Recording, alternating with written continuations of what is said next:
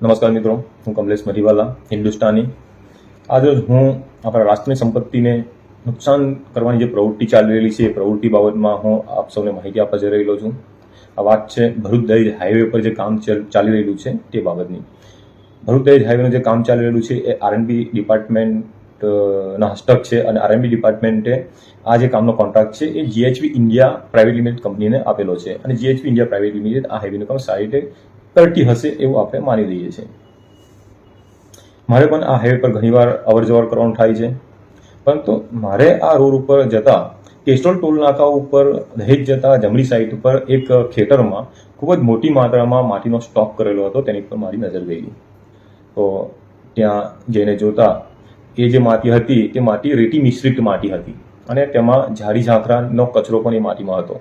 એટલે મને સ્વાભાવિકપણે એ માટી એ ખેતરમાંથી કાઢેલી પેલી પીળી માટી નહોતી, પરંતુ આ માટી નદી કિનારાના કોઈ વિસ્તારમાંથી કાઢેલી હોય તેવું પ્રથમ દ્રષ્ટિએ મને જણાયું. કારણ કે હું વેજલપુર વિસ્તારનો છું અને મારા વિસ્તારમાં આ માટી નીકળે છે એવું પણ મને ખબર, અને એ જ પ્રકારની આ માટી હતી. હું 2-3 વખત ત્યાંથી પસાર થયો, પણ માટીનો જથ્થો એટલો જ હતો અને રોજ ત્યાં પોકલેન મશીનથી હાઈવામાં માટી ભરી અને એ હાઈવા દ્વારા જે આ ભરૂચ દહેજ હાઈવેનું કામ ચાલતું હતું તેમાં એ માટીનો ઉપયોગ થયેલો હતો અને સતત હાઈવા ચાલતા હતા. પરંતુ તમે 2 વાર ગયો, 3 વાર ગયો, પણ એ માટીનો સ્ટોક પૂરો થતો નહોતો, પણ એટલા જ જથ્થામાં એ સ્ટોક હતો. એટલે મને શંકા ગઈ કે ભાઈ આ સ્ટોક આવે છે ક્યાંથી. તો દિવસ દરમિયાન તો ત્યાં કોઈ ગાડી આવતી જ નહોતી માટી નાખવા માટે, ફક્ત ત્યાંથી ઉપાડવામાં આવતી હતી માટી. તો રાત્રિ દરમિયાન મારે એ માહિતી મેળવવા માટે તપાસ કરવાનું બન્યું. એટલે મારે રાત્રિ દરમિયાન તપાસ કરતા જણાયું કે ભાઈ એ માટીની ગાડી રાત્રિ દરમિયાન મનાર ગામમાંથી નીકળી અને ત્યાં માટીનો સ્ટોક કરતી હતી. એટલે મને શંકા મારી પ્રબળ થઈ કે ભાઈ આ માટીનો જે સ્ટોક છે એ મનાર ગામ એટલે નર્મદા નદીના કિનારેથી જ આ માટી આવતી હોવી જોઈએ. બીજા દિવસે ફરી મેં કિનારે તપાસ કરી, ભારત બેરેજ યોજના પાસે ગયો તો ભારત બેરેજ યોજનાનું કામ ચાલી રહ્યું છે. તેની પશ્ચિમ દિશા તરફ તરત નદી કિનારેથી આ માટીનો ત્યાં મોટી માત્રામાં ત્યાં માટી ખોદકામ કરીને માટીનો સ્ટોક ત્યાં કરવામાં આવેલો હતો. દિવસ દરમિયાન ત્યાં માટી ખોદી અને ત્યાં સ્ટોક કરવામાં આવતો હતો અને રાત્રિ દરમિયાન ત્યાંથી એ સ્ટોક ઉઠાવી અને આ જે કેસરોલ ગામને ટોલ નાકું છે ત્યાં જે જમીન છે ત્યાં એ માટીનો સ્ટોક ભેગો કરવામાં આવતો હતો અને દિવસ દરમિયાન ત્યાંથી કેસરોલ વાળા ટોલ નાકાથી એ માટી ઉઠાવી અને એ ભરૂચ દહેજ હાઈવેનું જે જીએચવી કંપનીનું કામ ચાલી રહ્યું છે જીએચવી કંપની તરફથી એ માટીનો ઉપયોગ દહેજ ભરૂચ હાઈવેમાં કરવામાં આવી રહેલો હતો. એટલે એક વાત નક્કી થઈ ગઈ કે આ માટી નર્મદા કિનારેથી ઉચકી અને ભરૂચ દહેજ હાઈવેના કામમાં વપરાઈ રહેલી હતી. હવે આ જે માટી જે છે તે નદી કિનારાથી ઉચકવામાં આવતી અને સ્વાભાવિક છે એ વિસ્તાર છે એ સીઆરઝેડથી નિયંત્રિત વિસ્તાર હતો. એટલે એની પરમિશન જીપીસીબીમાંથી મેળવેલી હોય તો જ ત્યાંથી માટી ખનન થઈ શકે. એટલે મેં જીપીસીબીમાં એક આરટીઆઈની એપ્લિકેશન આપી, ખાણ ખનીજમાં પણ એપ્લિકેશન આપી કે ભાઈ ત્યાં કોઈને પરમિટ તમે ઇસ્યુ કરેલી છે કે કેમ. જીપીસીબીમાં હજુ મને કોઈ પરમિશન મારી પાસે કોઈ માહિતી આવી નથી, પણ ખાણ ખનીજમાંથી મારી પાસે માહિતી આવી તો તેમાં જે જીએચવી કંપની છે જીએચવી કંપનીને મનાર ગામના સર્વે નંબર 1 સંબંધિત પરમિટ તેમને ઇસ્યુ કરવામાં આવેલી છે અને મહેગામ ગામમાં 2 સર્વે નંબર છે, સર્વે નંબર 120 અને 122. આ 3 સર્વે નંબરોની પરમિટ ખાણ ખનીજ ડિપાર્ટમેન્ટ દ્વારા જીએચવી કંપનીને આપવામાં આવેલી છે, પણ એ સિવાય બીજી કોઈ જગ્યા આપેલી નથી. એટલે મારે એ લોકેશન કઈ જમીનનું છે તે તપાસ કરવા માટે મહત્વનું હતું. એટલે જમીનનું લોકેશન મેં ટ્રેસ કરતા મને માહિતી મળી કે આ જે જમીનનું ખોદકામ ચાલી રહેલું છે નર્મદા નદીના કિનારે, તો તે સર્વે નંબર 257 મનાર ગામની જમીન હતી. નકલ ચરાવતા હું બી ચોંકી ગયો કે એ જમીન ગૌચરણની હતી અને ગ્રામ પંચાયત મનારના હસ્તક એના વહીવટમાં આ ગૌચરણની જમીનની હતી. બીજો એક સર્વે નંબર છે એ મનાર ગામનો સર્વે નંબર 263 એ ગામ પંચાયત મનારના તરાવડીની જમીન હતી. ત્રીજો નંબર જોઈએ તો ઓર અચંબામાં પડી ગયો, કારણ કે 263 2 નંબરની મનારની જમીન હતી એ તો ભારત બેરેજ યોજનાની જમીન હતી. મતલબ સાફ થઈ ગયો કે આની અંદર ભારત બેરેજ યોજનાના જે કોન્ટ્રાક્ટર છે દિલીપ બિલકોન તે પણ આ ચોરીમાં સંડોવાયેલો હોય. સેકન્ડ, આ ચોરીમાં મનાર ગામના સરપંચ અને તલાટી પણ સંડોવાયેલા હોય. થર્ડ, જ્યાં માટી ખોદી અને જે માટી વાપરી રહેલું છે જીએચવી ઇન્ડિયા પ્રાઇવેટ લિમિટેડ કંપની એ તો ચોક્કસપણે આ ચોરીમાં સંડોવાયેલો છે.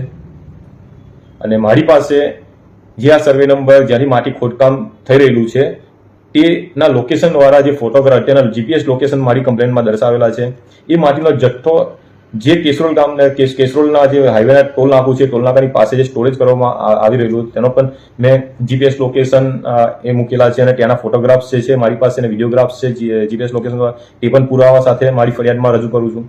અને આ માટીનો જે દહેજ ભરૂચ હાઈવેમાં ઉપયોગ થઈ રહેલો છે અને ત્યાં જે માટીનો ઉપયોગ જ્યાં થઈ રહેલો છે તેના ફોટોગ્રાફ્સ અને વિડીયોગ્રાફ્સ પણ જીપીએસ લોકેશન દ્વારા મારી ફરિયાદમાં મેં રજૂ કરેલું છે.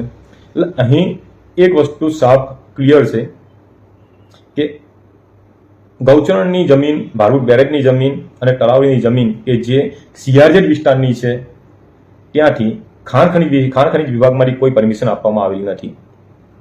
એટલે માટી ચોરી થઈ રહેલી છે અને માટી ચોરી એ વ્હાઇટ કોલર વ્યક્તિઓ અને સંસ્થા કંપની દ્વારા થઈ રહેલી છે.